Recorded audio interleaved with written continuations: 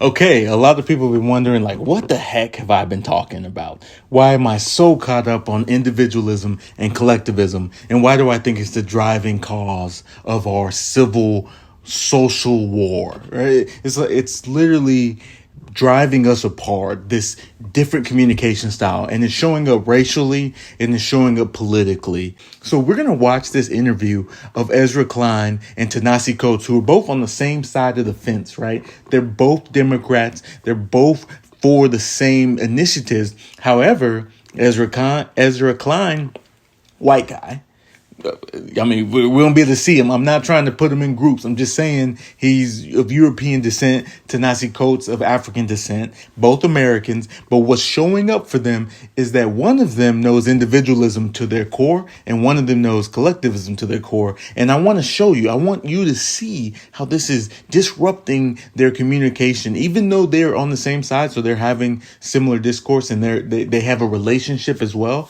So there's really no, animosity, but you're going to see their worldviews play out just in action. And so I want you to check this out. It's amazing once you can actually see it. The setup is Ezra Klein, after Charlie Kirk's death, released an article really praising Kirk, and a lot of the left got very upset with him. I mean, people were obviously lit because of all the tribalism we have today. You have to just not show any reverence to the other side. And Ezra felt compelled to because someone died and he's a good person, I guess, but apparently you can't cross party lines. So either way, him and Coates are talking about this because Coates was one of the people who was very upset with the positive framing that he had for Kirk. So Ta-Nehisi Coates, welcome back to the show. Thanks. I don't know what number time this is. I think you're one of the. If you go back to the Vox space, I think you're on the leaderboard for sure. Yeah. Well, okay, first thing. From a collectivist lens, you see they have relationship, right? So the reason why Coates can even have these deep conversations is because they're already connected. And that's a big principle in collectivism is you have to already have a relationship. So this type of discourse might not happen across party lines because there's no established relationship at first. But I love that they have this because now we can get deep and we can really show the difference even when two people are aligned. It's good to see you, man. Good to be here, Ezra. Thank you. All right, well, let's jump into the disagreement. You wrote a column responding to my column on Charlie Kirk. So uncomfortable. It's okay. What was your disagreement with what I wrote after Kirk was assassinated? Yeah. First of all, I just want to thank you for having me. I know that I've had to read things about myself that, criticize my work. It's never easy. And people often have a very, very different response than the one you had, which is to invite me here. Okay, so look, they're having discourse, right? That is a key principle in individualism. In a fully collective situation, like he's alluding to, people wouldn't have the conversation. They're at odds. They're not talking. They're no longer aligned. But Ezra says, hey, come on my platform. Let's have this conversation. And Ta-Nehisi Coates is pointing that out as unusual, or not completely unusual, but just clearly something we need to reflect on and point out because it isn't the norm. I felt like, having not done the research that I eventually did for the college, there was something off about what I knew about this guy. And the presentation of him as, and I don't want to misquote you here, but as basically a paragon of politics and how politics should be done. So I think I had the same reaction that most ordinary people would have, which is absolute horror at the idea that this guy was somewhere speaking and was killed. Let's point out, Coates isn't crazy. He sees the tragedy. He's not actually questioning that part. It's more about the fact that Ezra actually champions Kirk as someone who did politics the right way. And that is something that Coates has a problem with. And then after doing the research, I had to be honest with you.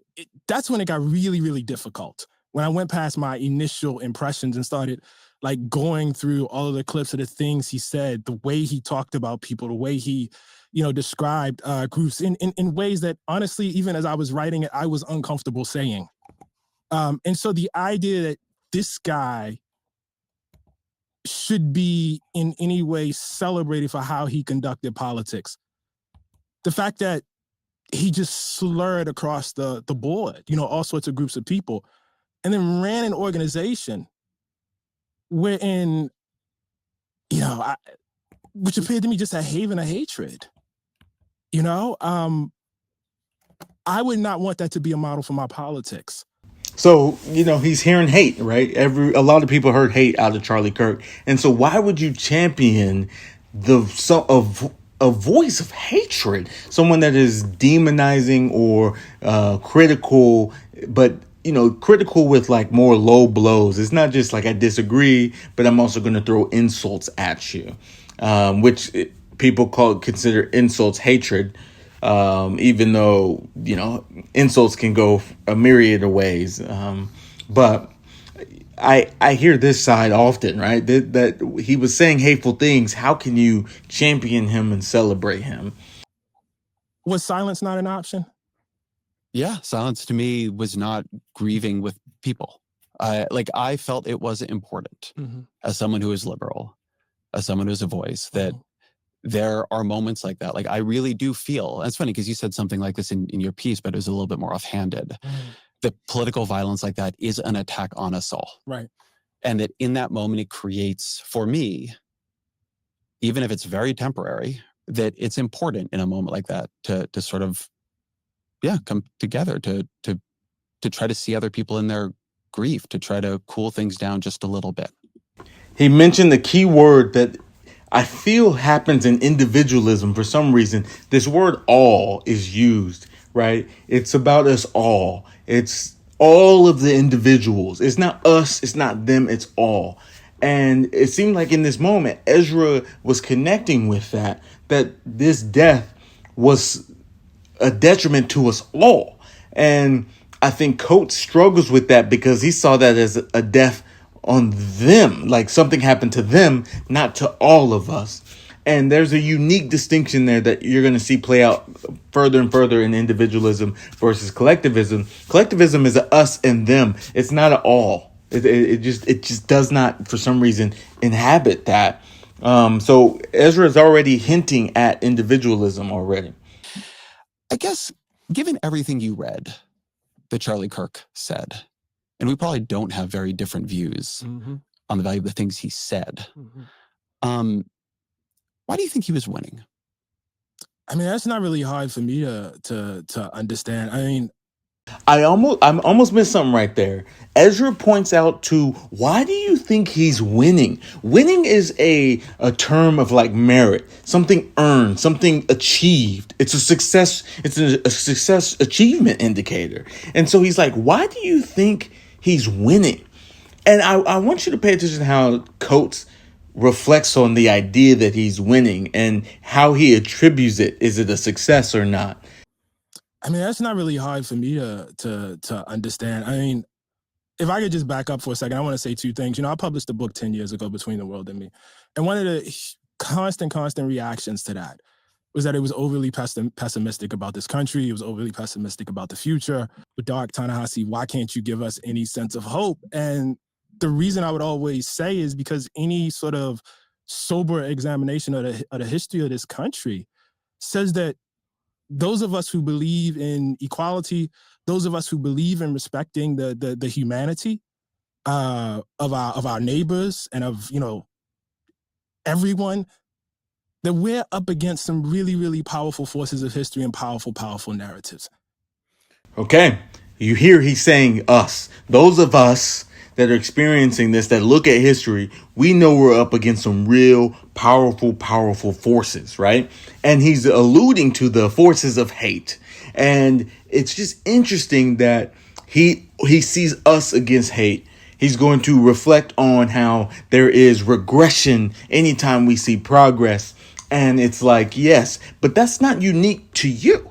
That's actually that's all progress. All progress sees regression. It is the same reason why when you pull an elastic band, it slides back. It snaps back. That's physics, but he sees it as it's a us versus them thing. And the implication of that is, however good we felt in 2013, 14, 15, 2008, there will be backlash. You know, people, those of us who were crying in 2008 watching Obama, give that speech, I was one of them people crying. I was unbelievably happy. So I'm not coming against him. I'm an individualist now. I understand both worlds, and I see a lot of merit in individualism. Those of us who were so moved by watching him and Michelle and step outside the car and felt so much fear for him, and then when nothing happened, felt so great about that. Those of us who That's a good thing. They're seeing a Black family in the White House mirroring what, some of us felt the best of us was, the best that we had to offer. The best we had to offer, us, our people. You're looking at our best, the collective's best, right? And how we felt like us, it was, what we saw versus what someone else might see. There are other people watching that too. You know what I mean? And I don't take any joy in saying this, but we sometimes soothe ourselves by pointing out that love, acceptance, warmth, that these are powerful forces. I believe they are. Mm-hmm. I also believe hate is a powerful force. I believe it's a powerful, powerful unifying force. And I think Charlie Kirk was a hate monger. Mm-hmm. I really need to say this over and over again. I have a politic that rejects violence, that rejects political violence. I take no joy in the killing of anyone, no matter what they said. But if you ask me what the truth of his life was, and the truth of his public life, I would have to tell you it's hate. I would tell you I'd have to tell you it is the usage of hate and the harnessing of hate towards political ends. Then let me flip that question actually a bit. Why are we losing? These questions from a Democrat. Why are they winning? Why are we losing? And for some reason, Ezra wasn't satisfied with that answer of their hate, that they're filled with hate. Most liberals would have gone like, yeah, I bet you were nodding your head. You were like, yeah, that's what it is. It's all hate, baby. It's just deep within them because they're the devil, right? Like all of that demagoguery, that doesn't speak to merit. That is actually what collectivism does. Is it expels. It says them over there, and it gives them names and it insults them. And both sides are problematically doing this collectivist thing, this dance. But individualism wants to see where's the merit, where's the learn, where's the factual truth information that we can take and move forward versus this embellished resentment that they're all hateful. It's just not enough. So Ezra asks, then why are we losing? We're losing because there are always moments when we lose. See, that feels very fatalistic to me. It doesn't feel fatalistic to me. It feels like the truth. I mean, and let me express what I mean. One says it's because there's times where we just lose, right? And one says that's not good. The other one says that's just the truth. So you already see these two worldviews about to clash. I'm Ta-Nehisi Coates. I'm the writer. I'm the individual, right? But I am part of something larger, and I've always felt myself as part of something larger. I have a tradition. I have ancestry. I have heritage. What that means is that I do whatever I do within the time that I have in my life, whatever time I'm gifted with. And much of what I do is built on what other people did before then. And then after that, I leave the struggle where I leave it. And then hopefully it's in a better place. Oftentimes it's not. That's the history, in fact. Okay, we heard so much collectivist thought process right there. He says he's an individual. However, he's within the time, the system, the era. He can only do so much. There's very little focus on his own self-determination. It's very focused on how these bigger things are at play. He used tradition, ancestry, history. All of those reflections to the past that have led to today is a very collectivist mindset. He's tethered to all of these things that have come before him that really diminish what he can do today. And then my progeny pick it up and they keep it going.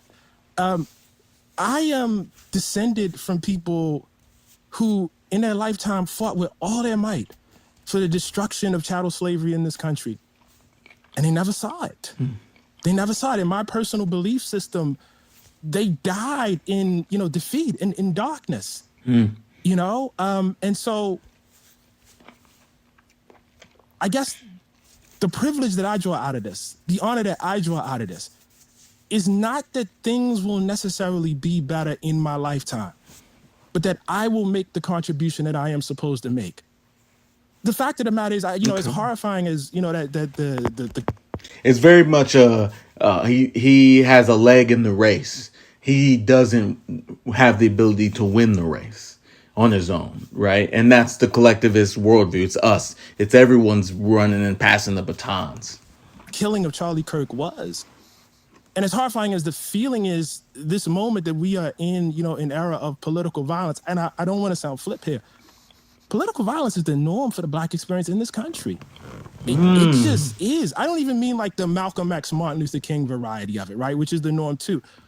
You would be hard pressed to have a conversation with a Black person in this country that is a descendant of slavery and not have them be able to reach maybe right here or to tell you themselves, look, my uncle, my grandfather, my great-grandfather, they lived in a small town in Mississippi, in Tennessee, in Alabama. They got into some sort of dispute with a white man, and either they were lynched or we had to.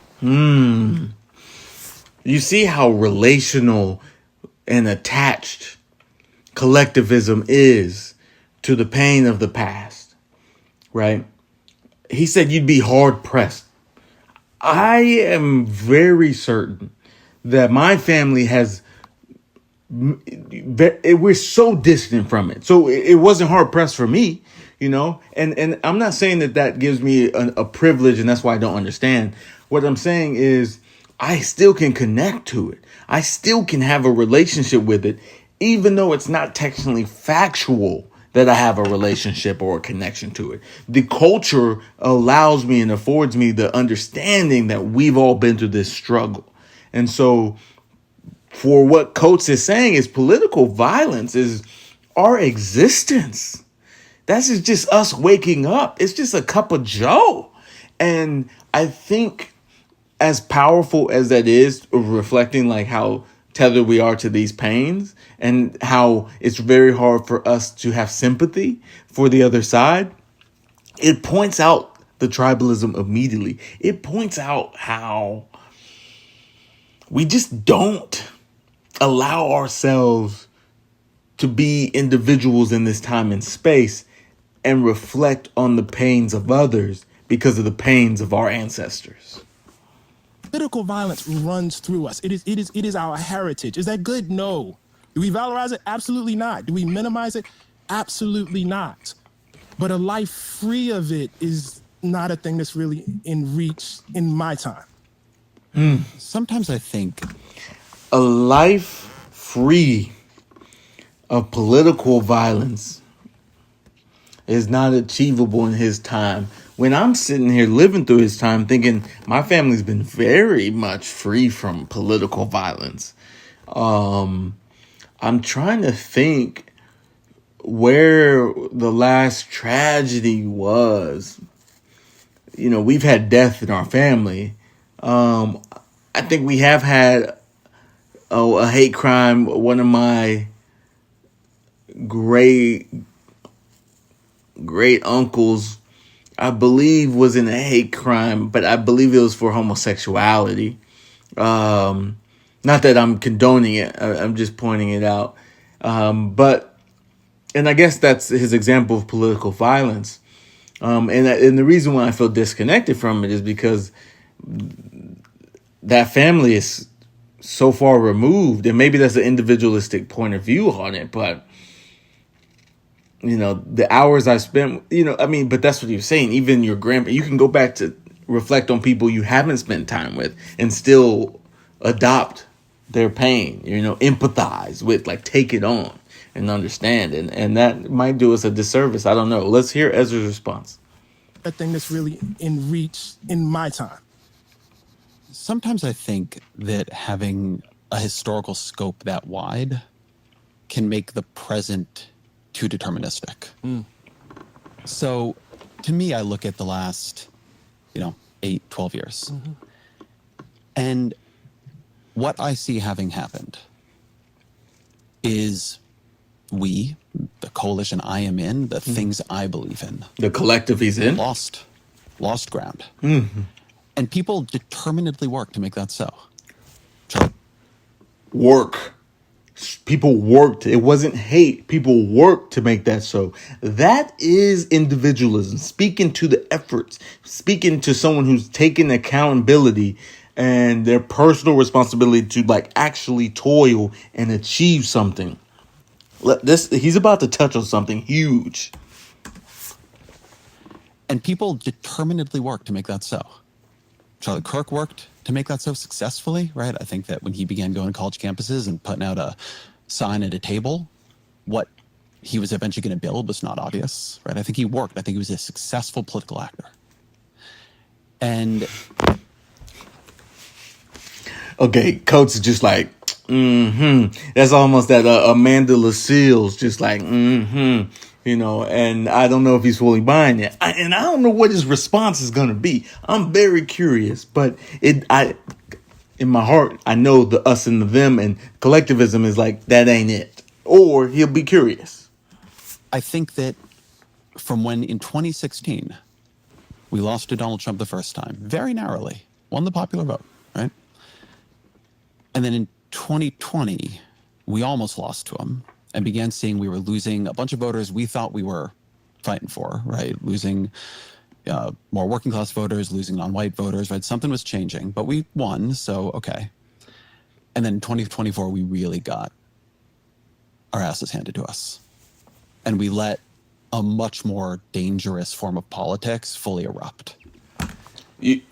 That's ownership. That's accountability, saying that we allowed this. I've been saying that as a Democrat because, yes, I speak individualism. I'm on the conservative side a lot right now because it seemed like the liberals were unable to take any accountability. And I can't sit there. I'm sitting there over and over and saying we keep vilifying each other. We keep shrinking our side. We keep attacking people who aren't in XYZ group. And here is Ezra pointing these things out from an individualistic standpoint by saying these are problematic things that we've been doing. And I got to give ourselves accountability. We got to take this on. Man, this is huge. And for those that don't know me, my journey is I voted Obama. This is my first person I could vote for. Obama again. Then I voted for Hillary, and that loss stung. Not for the same reason it hurt everyone else. It stung for me because I pride myself on being in the know. I pride myself on seeing where the wind's blowing and just at least understanding it. And I was caught off guard. I had no clue Trump was winning in that first election. What was that, 2016? That blew my mind. And from then on, I was like, I'm going to have my finger on the pulse. I'm going to know. I don't care. I'm going to know. And so then the next time I voted Biden, won that one. And then this last one, I voted Trump. And people are like, how could you do that as a Democrat? Because I was listening. Yeah, some people vote for your own self-interest. It doesn't matter in some states who you vote for. I've lived in Texas, I've lived in California, and who I vote for has never mattered. Because when I voted Democrat, my state went red every time. I vote Democrat, my state goes red. My vote doesn't count because the Electoral College takes it all anyways. California, same thing. I vote red, my state goes blue. So anyone that's trying to blame me for stuff, you're just upset that you haven't had your finger on the pulse of the country, or better yet, you're doing us versus them, and you're just trying to cast me out. And I understand that. That's what collectivism is. But I voted Trump because I was listening to the country. It didn't matter where my vote went. I just wanted to put it down on paper who I think is going to win, and also be fully 10 toes down into individualism and the collectivism thought so I can better understand these situations for us right now. But I am just like Ezra Klein. I am trying to hold Democrats accountable. And I think that reflects strategic decisions they made. I think it reflects decisions we made. So I think for me, it's not enough to say, we lost, there are backlashes, sometimes you lose. I think it requires like a very fundamental rethinking, like a disciplined strategic rethinking of what have we been doing? Why are people preferring this? Same reason why Charlie and Newsom sat down. Now, Newsom obviously is trying to put his hand out there to be the next president-elect and stuff like that. We all can see that. But at the end of the day, he's also saying there's something we can gain from this. It's not just hate. There's something we're missing. And it's individualism is a big piece of it. And I can't wait to see where this keeps going. To us. And I do think that is like, it opens up into something more, that I think that there is a practice of politics here that in a narrow sense I was talking about Kirk, but in a broad sense reflects to something that I thought was going to be an argument stretching across the show for like a year, right? I think more of it came out in this than I had intended probably. But I think in many ways we've stopped doing politics. We've written a lot of people off. And in writing them off, we are losing and we are unable to protect ourselves, 100% you've been writing people off because you've been grouping up in these collectives and then casting out anybody who disagrees. Yes, Ezra, yes. To protect them, just unable to make good change in the world. Can you say more about that writing them off, please? Coates doesn't even know it's happening. Oh my. I'm glad he's asking for clarification. I'm glad he's talking to someone he has a relationship with, because otherwise he would not even be able to hear this information. But the fact that he doesn't even know that they've been doing it is just more proof to the pudding. I don't know if that's how that saying goes, but pudding. Yeah. Why don't we start it here if we want to talk about writing off? I've been obsessing recently for a piece I've been writing about the Hillary Clinton deplorables comment, and I want to play it. You know, to just be grossly generalistic, you could put half of Trump's supporters into what I call the basket of deplorables. Let's just group them and say that they're outcasts, even though these are voters. Right?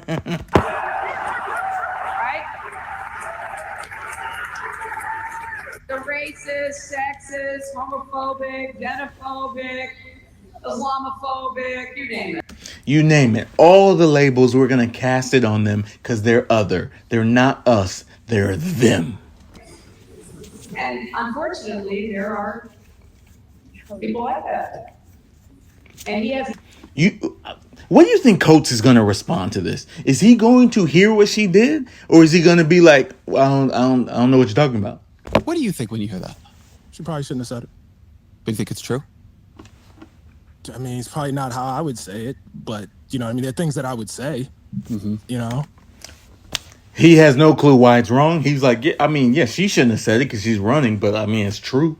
And what's wrong with saying it if it's true? That fallacy is everywhere. You believe it's true, so there's nothing wrong with saying it. Completely biased into individualism or collectivism. That statement happens all the time. I probably would say what I said earlier, you know, in the interview about the force of, and as I've been saying this probably since as long as we've been talking. Yeah. When I say we began writing people off, I think that's something that happened.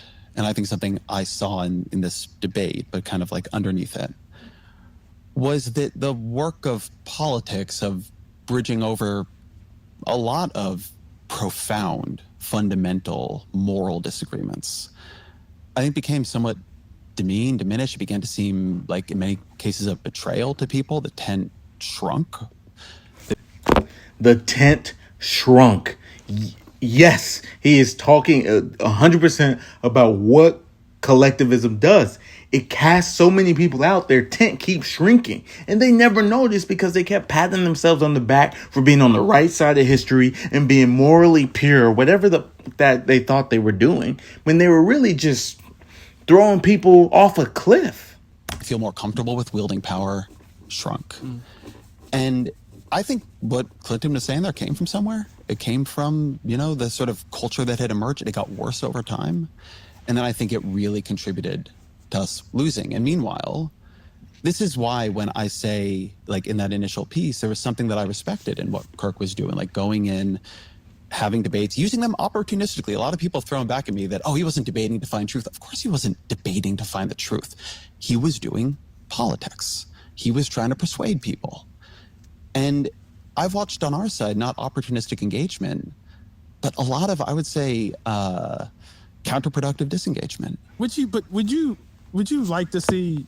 All right, so Coates is already pushing back. He's not even hearing him. He's more like, but why would we even do that? Would you like to see us do that? And this is a big piece of collectivism versus individualism, is that relationship with discourse and debate and disagreeing is way more accepting in individualism. Collectivism sees that as disunity, disharmony. They don't want that naturally.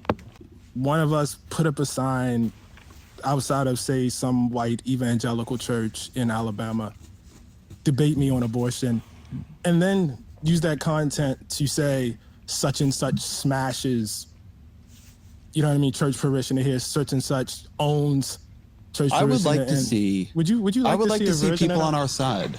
Yeah, go to evangelical churches, go to places that feel unfriendly, have conversations, and look, I put things up on YouTube. They're fairly successful, not the best of the business, and I don't use, capital letters destroys in them.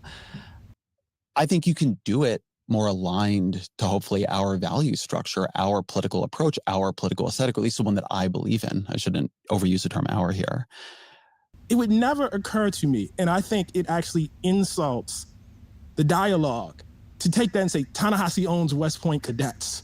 Do you really not recognize the kind of culture I'm talking about here? Like, you see how he's stuck on the rhetoric. He can't even connect to the going in and having discourse. He's just so caught up on the demeaning piece, right? Because that's part of the collectivist language. So that's what he's going to hear first. Really? I'm sorry, say more. No, I mean, what do you mean? He really don't hear it. Like, he really doesn't hear it because his collectivist mindset is really just bad-mouthing another side. That's all I can see. I think there really was a move towards the sort of approach Clinton is offering here. I think we began to pull back. I really do. But maybe it would help if you define the I will define the we, like, right? Because I actually think this is a help. very hard thing about talking about political parties, Right. because they're diffuse, Right. right? It's a lot of people doing a lot of things all at once. But I think of the huge backlash to Bernie Sanders for going on Joe Rogan's show because Rogan was transphobic, right? Such a big backlash that when I defended him, I became myself a Twitter trending topic. Right. Boom. A perfect example of y'all casting out one of your merited people. Like, Bernie Sanders had merit in running. So many people liked him. He was a populist, which so was Trump. So populism was on the rise, and y'all cast him out for something so small, like going and talking to the other side. Perfect example. To Elizabeth Warren for going on Bill Maher's show. Bill Maher's Islamophobic. Right. There were protests at Netflix when they brought on Dave Chappelle. Right. I think there was a politics of content moderation that took hold that was more about enforcing boundaries of what, were and were not ideas we should be engaged with. The collective will always police the speech of the individual. Spot on. Oh my gosh. Yes. They were all about saying you can't go on this. You can't talk about this because that person is this label. That person is this label. That is collectivism at its core. And we have Ezra pointing it out to a collectivist who's barely even understanding or comprehending how any of this is a problem. Then about engaging with them, again, even if opportunistically. And when I go back to something I was saying to you a minute ago, I am in a process right now of thinking we failed, right? We lost. The loss is having terrible consequences. What do we need to rethink? How do we become competitive again in places where we're not? And I think there is something in here. Boy, Coates is confused, man. He's processing. How do I get that look on his face again? In places where we're not. And I think there is something in here. Look at that. He's processing. He's like, the you talking about, bro? Like, what are you going on and on about? But these white people are making excuses. They're always having some way to just give people a pass for hate. I bet that's what's turning in his mind, because I've had all these collectivist conversations many times before. Do people feel like, even if they disagree with us on some things, that they have a place with us? And my experience going around the country talking to people, I've been on a lot of, right of center podcasts lately, is that, rightly or wrongly, like what they took, and something that really empowered Trump in the last election, was a sense that they didn't. And like, we were against them, and if so, they were going to be against us. And I think that's, in the end, doing politics badly. So I think two things. I think about how much you argued that, like, Biden shouldn't run again. What if he doesn't earlier and you have a Democrat who wins the presidency? Like, there are other big explainers that I can see for it. You know what I mean? He explained by a peer, he can't see it. He sees these bigger picture things. Like, oh, well, if the system had allowed for another candidate, it's wild. It's wild. But there's just this big divide, and the languages can't cross. And it's generally across race. And it's not because it's racism. It's just because individualism is so core to a European Western ideology, and collectivism is so foundational to all the other countries. And black people aren't inherently American in that regard. We're not European. We're not Westerner by nature. We literally have to learn this stuff, and it's not being taught. And the moment you learn it, you're cast out and called an Uncle Tom. And that's why there's not unity. And it makes me mad. It makes me, honestly, so pissed off. They don't feel so diffuse. The other thing is, and I know you don't want to talk historically, but it's not that you know what's going to happen. It's not that you know Donald Trump is going. It's that you don't underestimate what you are up against. Just really quickly, getting back to Charlie Kirk, like, I would watch those clips of him saying those things, man, and I would see how people would cheer and get charged by it. People get activated by hate. It's a very, very, very strong force. And so I don't think it requires you to feel that you will eventually lose. On the contrary, I think it requires you to feel that even if you do lose, you have this kind of steadfastness. He only sees the hate. He only sees the us versus them. He can't take any accountability for the liberals' political agenda that led to the epic failure in the 2024 election.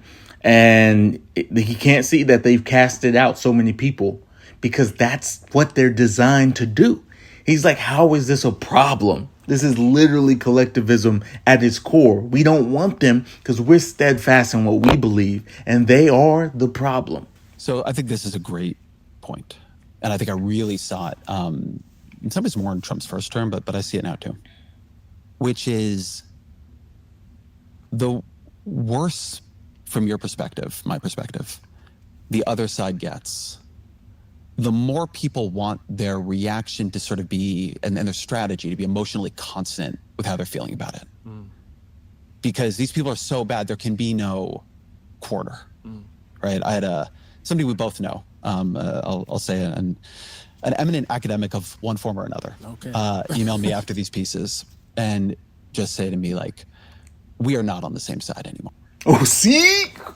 He got expelled for writing an article being self-accountable to their process, for stating that the other side has good politics, or at least they're putting in the work in these areas, and he got cast out. That's how quickly the left cannibalizes itself. And we keep saying that, but we're not understanding that the reason it does that is because it's based in its core principles are collectivism. I'm glad he said that.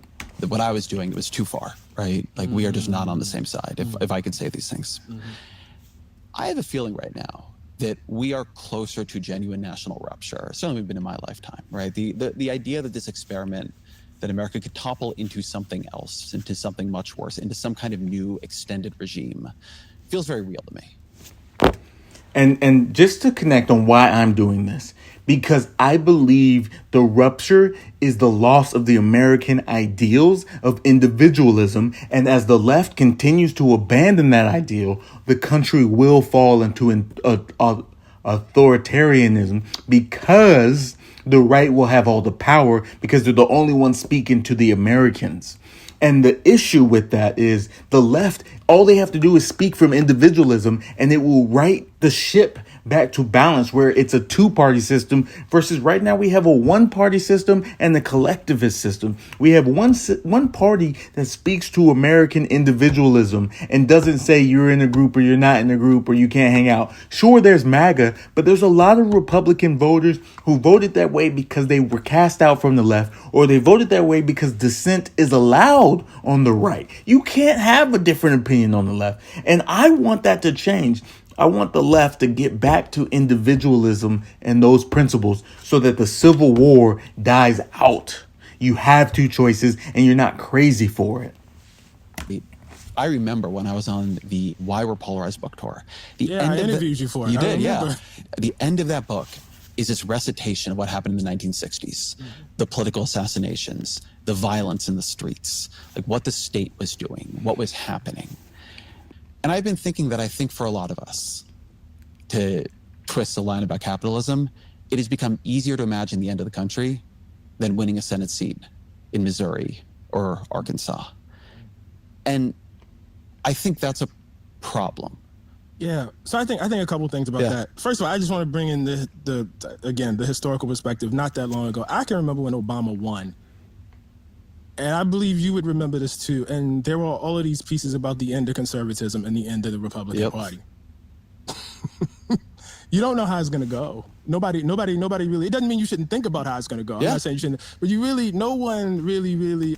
Well, part of the reason why we thought that is because the left had united social issues and individualism, and those things galvanized everyone. But then quickly the left abandoned individualism and focused solely on social issues because they thought that's how they won. Because again, the white liberals still saw a black man. They still saw this is what frustrates me about white liberals is no matter what you do, they see your race and your group, your minority status more than anyone else. And it's so frustrating that in 2020, when George Floyd protests or riots, whatever you want to call them, when that became so conscious on everyone's mind, the liberals were like, oh my God, we need to treat black people with respect.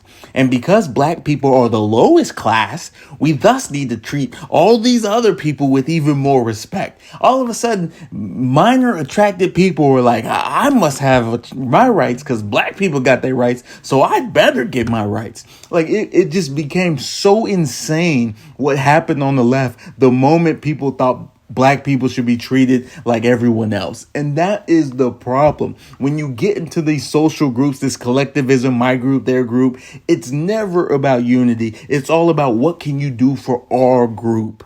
I mean, again, and in 2005, there were all these pieces about the end of the Democratic Party. Yes, it was. Right? Democrats had lost touch with the heartland. Yeah. Right? They were never going to get it back. That's right. And so I think it's always like important to keep that in the background. Look, I have, just in terms of bridging gaps and everything, I have a basic level of respect that I accord to everybody. You know what I mean? I want to say what I have to say. I don't want to shrink back from it. You know what I mean? But I do think on a basic level, there's a respect that has to be had for people that I disagree with, right?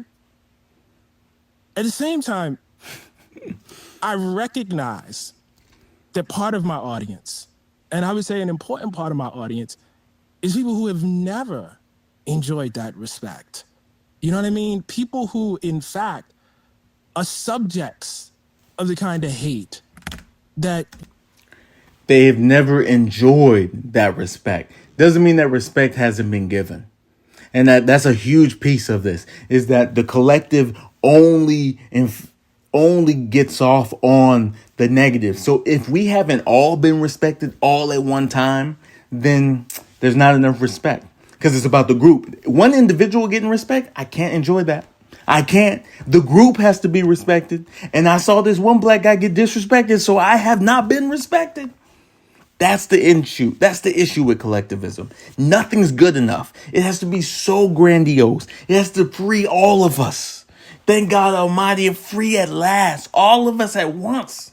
That's why the emancipation, civil rights, and Obama is as good as it could ever get, because it was an instant that happened all at once.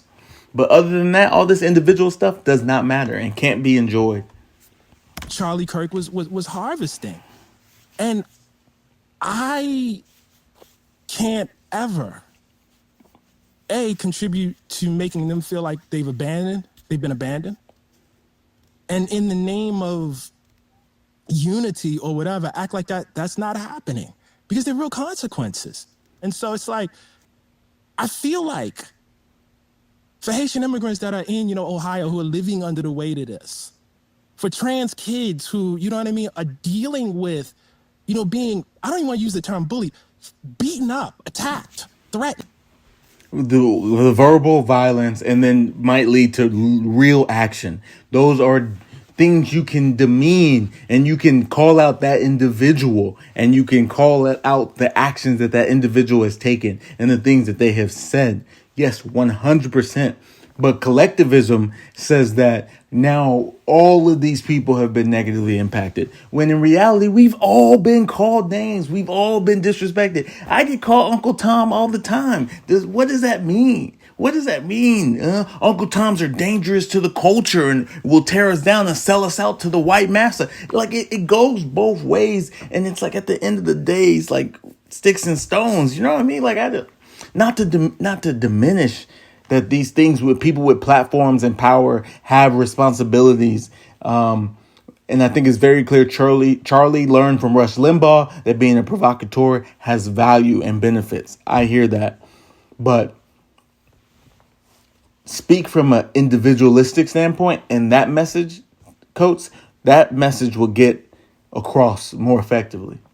And I'm all for unifying. I'm all for bridging gaps, but not at the expense of my neighbor's humanity. I just can't. I think the thing we go to there, right? Not at the expense of my neighbor's humanity. Because I've gotten a lot of that in email, right? Like, how am I supposed to talk to these people? How am I supposed to deal with these people who are denying my humanity? I'm not against talking to him about it. I'll talk to you very clearly. Yeah, sure. I have no problem with that. I guess I think that in losing as badly as we have imperiled trans people terribly. Yeah. Yes. Oh my God, Ezra's hitting. This is what I've been saying, and I try and tell people this is, if your efforts of being morally right take 2 steps back, you're losing and you're hurting everyone. I get so frustrated with white liberals who think that they're on the right side of supporting people of color, when what they're doing is they're really pacifying us to allow us to be pushed back. It doesn't benefit us to take 1 step forward and 2 step back. And especially if there are white people who speak individualism naturally and know how to communicate across these caverns and these gaps, that they're doing us a disservice by just placating us. And I'm so glad Ezra's saying it like this. Like, this is spot on. Politics is for power. Joe Biden did that. Politics is for power.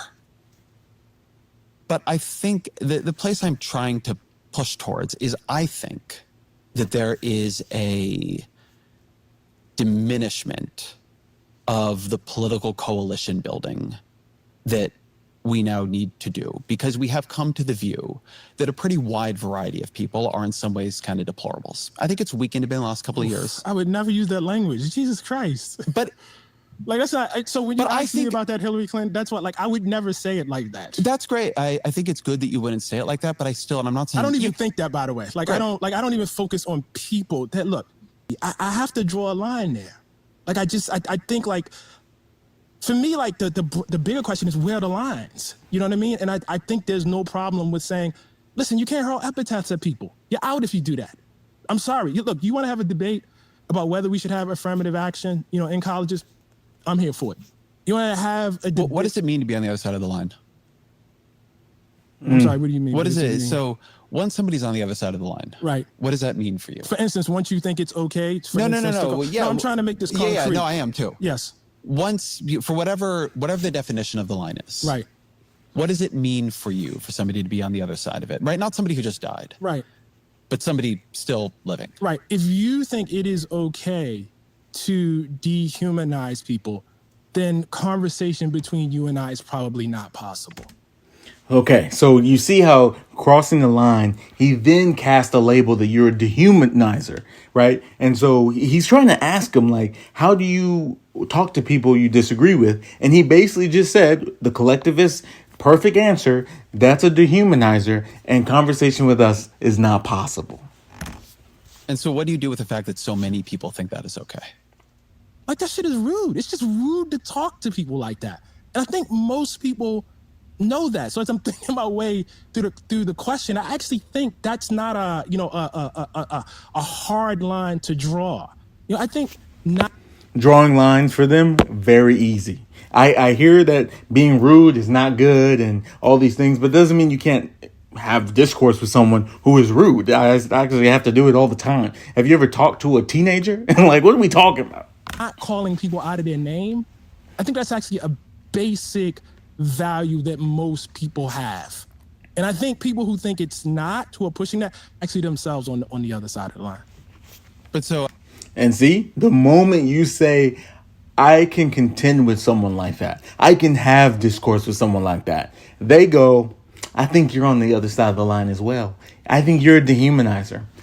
Off you go. We can't talk anymore. That's what the left does over and over. And that's why they're losing so many people. You go to a memorial for someone and you're cast out like Hannah Brown. It happens over and over again. I walked across on my own because I'm trying to understand the world. But when people found out I walked across, boy, they had to get rid of me. It's crazy. I want to hold on this for a minute because I do think this is like a very and that's core different question. From policy, Ezra. Yeah, I understand it's different than policy. That's different than policy. I think that one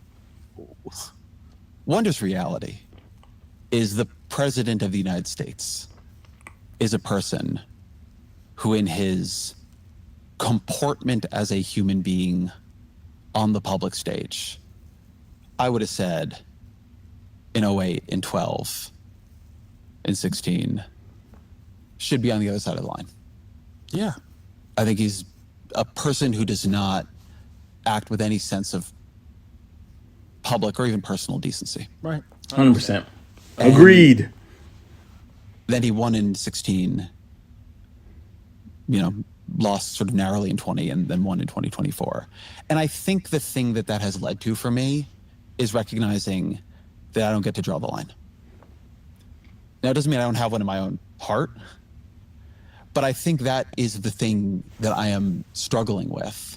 And that's how I got to where I'm at, is because I was reflecting on all these people I was calling racist and all of a sudden just casting out. I was like, maybe I'm not seeing them. Maybe I'm not understanding them fully. And that's how I got to individualism, because I opened myself up to the possibility that my line drawing skills are trash. And that I really am missing something bigger here. And I started talking to people and hearing them and understanding them. And I realized they have a different worldview that's based in individualism, and oftentimes it has nothing to do with hate. But there is tit for tat, and that happens more than anything else. Oh, you doing that? I'm gonna do this back. I see that a lot, but it's not inherently hate. It's a lot of immature retaliation. Which is, not only is he clearly for most people, or a lot of people, plurality of the voters in the last election, not somehow way over the line, but that means it's a lot of people who are willing to accept things that I thought we would have found unacceptable. If you had told me, I would have thought that the way he acts in public is unacceptable, and it's not. And so I think for me, and this goes back to maybe the culture that you feel didn't exist, but I feel did.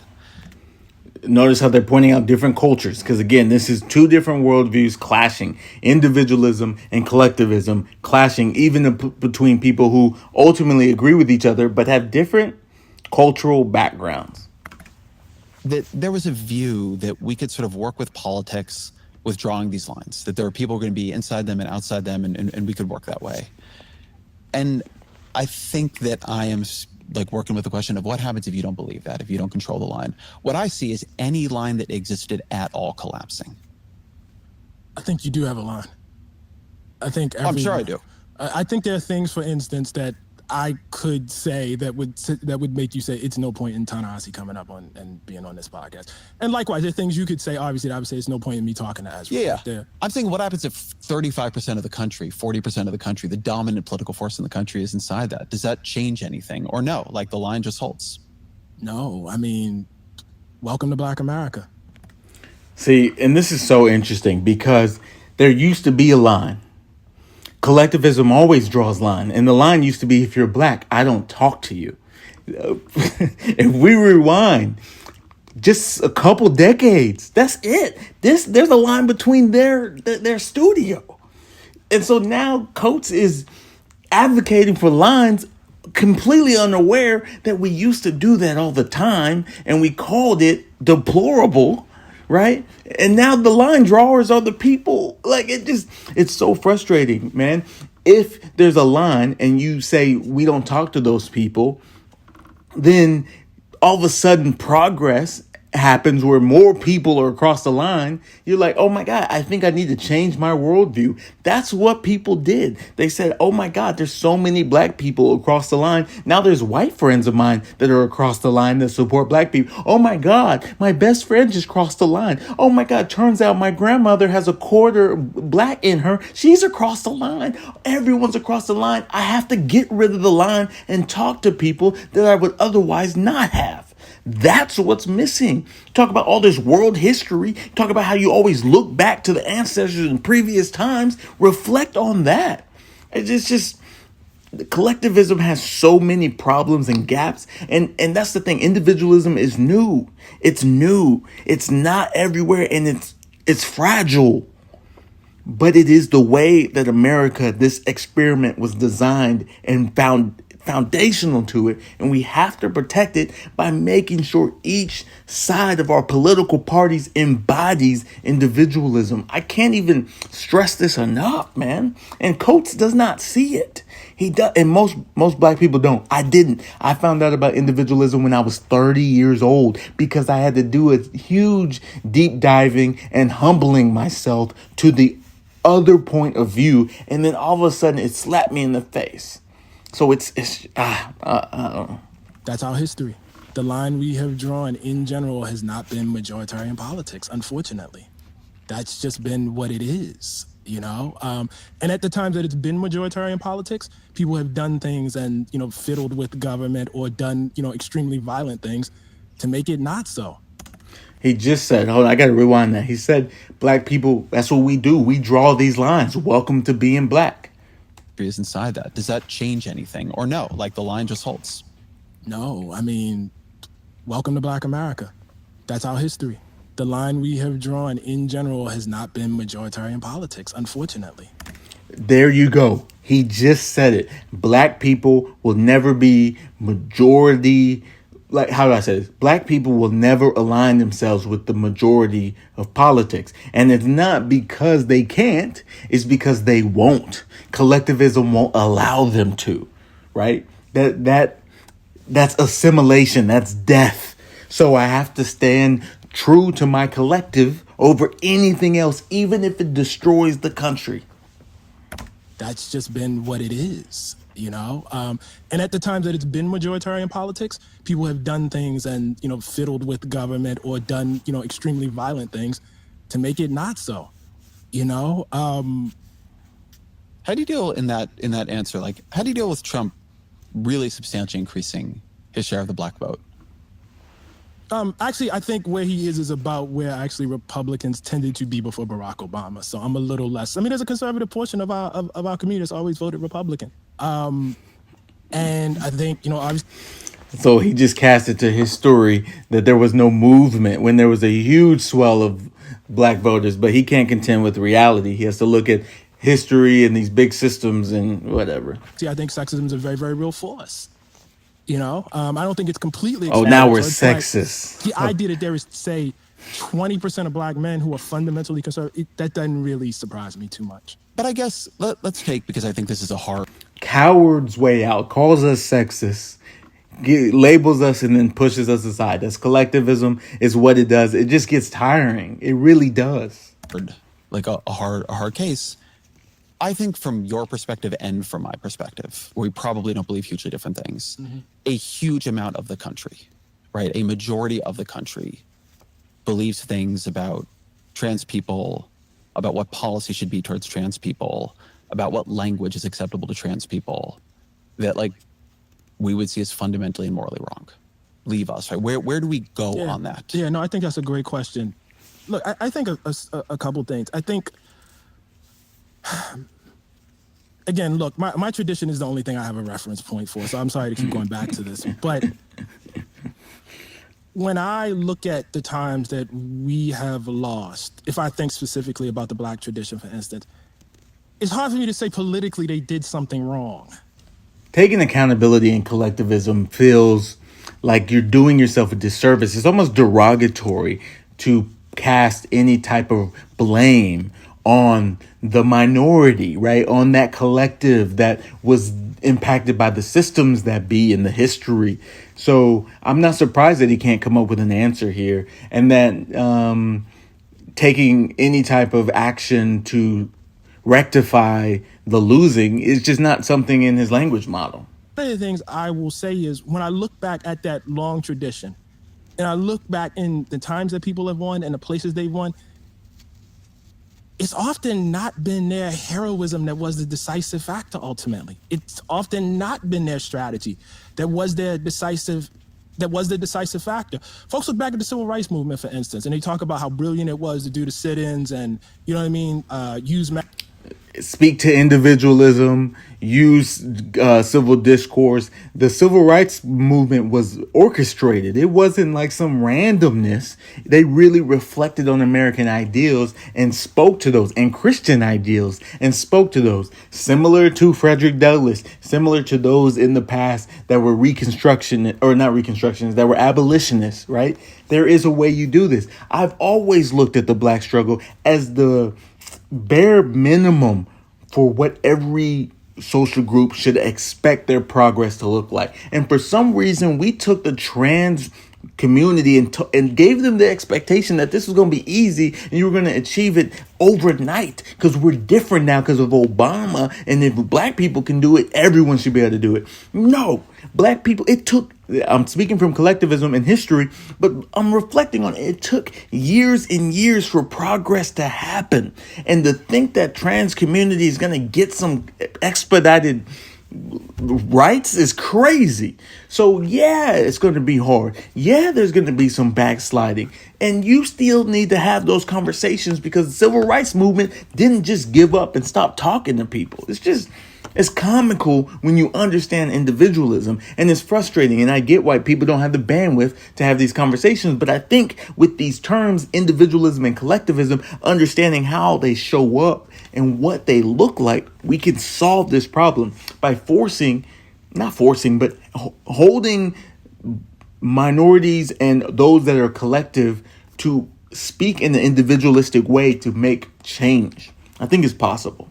Mass media, in the way that Martin Luther King used mass media, the appearance, all of that's true. But if we don't have World War II, you know what I mean, and the planet does not get a view of how horrific it can be when you decide you're going to eliminate people based on their traits, civil rights movement happened? I don't know.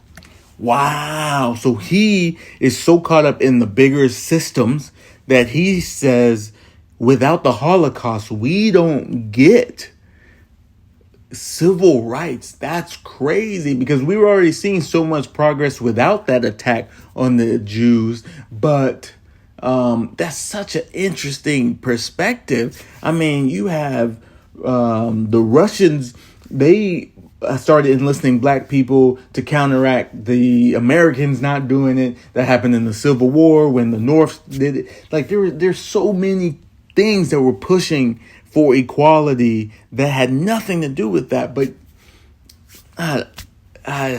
it feels like no accountability, I guess. I don't know. I think windows open and close. And so I think some of this is up to the decisions that politicians make. I think some of it is also up to what is happening in the broader mass culture at the time. We are not happy, but we are not surprised, man. And again, the reason why we go back to Reconstruction and the Civil War is because it is, before the 1960s, the only glimpse at the possibility of a real democracy in this country. It happened. In some places, it was actually quite successful. You know, you have people who, had been enslaved, who were written off as illiterate fools, who, serving in legislatures. And actually, with the standard of the time, actually, it's such a hopeful, incredible story. It's a beautiful thing. And it was violently destroyed. Once you see that, and once you have that in your heritage, once you understand it, once you understand that Martin Luther King could be standing up, telling his own people, we do not embrace violence at all. It is morally repugnant. We embrace love. And that could get you shot. Not burn it down. Love can get you shot. You just have a different view of your country. I had that viewpoint my entire life until individualism. And I'm being 100% honest. I was always trying to protect my family by not going out and doing anything that would get me shot. And the idea that just being loving, just doing the right thing, there's someone out there that will hate you enough to still strike you down. That was such a real fear that it really immobilized me. There was no reason to push past or hold myself up to any standard. It was more about just getting home safe every day. And what's sad about that is holding a lot of people back from making a change. I had to wait till Charlie Kirk got assassinated in front of everyone to even feel like I needed to really buckle down and share my voice. And it's because I saw a man who didn't look like me, who should be protected for all purposes of the coalitions that he's in and the group that he's in, the preferred class, the white privilege, should have protected him from getting shot. And he still got struck down for standing on the things he believed in. And that was so compelling to me because I have been running from that because of what Coates just laid out for you. And I'm no longer running from that. My wife is terrified. The fear is real, but I gotta be the change that I wish to see. So I'm here. I'm doing it. Can you answer that? Can you say what I think is a good point. Would you define for me how you see, what your role is? I don't know what my role is anymore. I'll be totally honest with you, man. I feel... And the role is a position you play in the coalition, in the group, in the collective society. You have a role, you have a duty. You're a daughter, your son, you're part of the family. You have to, some cog you have to turn. And individualism slowly pulls you out of that. And I think Coates knows his role because he's in it. But Ezra Klein is not sure anymore. Very conflicted about that question. I feel very conflicted about that question. And it is forcing me to rethink things I would prefer not to rethink. I will give you an example because people are mad at me on this one right now. Please. I said in a podcast with my colleague, Russ Dow, that he was pushing me on left radicalism. I was saying, I don't care about left-wing radicalism. I don't think it's some great threat. I don't think it's a huge political problem. I worry about left-wing pessimism, fatalism, that we are losing and don't want to change anything. And I said that the question for me is, how do we win Senate seats in places like Kansas and Missouri and Ohio? I said, I would like to see us doing things like in red states, and here I meant redder than those, running pro-life candidates. People got real upset about that, and I get why. Yes. This is what you have to do. You have to go to the other side. You have to accept their positions. People look at me as if I'm some Uncle Tom because I recognize I'm not worried about radical right. I'm not worried about the far right and those that are truly racist that look at me as less than. That's not what I'm concerned about. I'm concerned about those that are passively falling into hate because they've been told they're not part of the group. And I'm out to change them. And I feel like I'm a racial persuasionist. And I have to be out here doing my work, going into Kansas, going into pro-abortion, anti-abortion, pro-gay, anti-gay. Like, that's the work you have to do. And I don't know when it got so clear on the left that you just leave them alone because they're bad people. But that won't work anymore. But in 2010, when the Affordable Care Act passed, There are 40 House Democrats who are pro-life at some level. You had to do this whole negotiation with this guy, Bart Stupak. Yeah, I remember. Yeah, I think it means exploring things that are uncomfortable and being pretty disciplined in a way maybe I haven't been, about separating the question of what I believe from what I believe will win power. There's a question of whether or not people feel like you respect them and like them, even if they disagree with you. Before I think people will give you power, they don't even ask, do they like you? They ask whether you like them. And I think a lot of the country feels we don't like them. Not only do I believe that, I know that.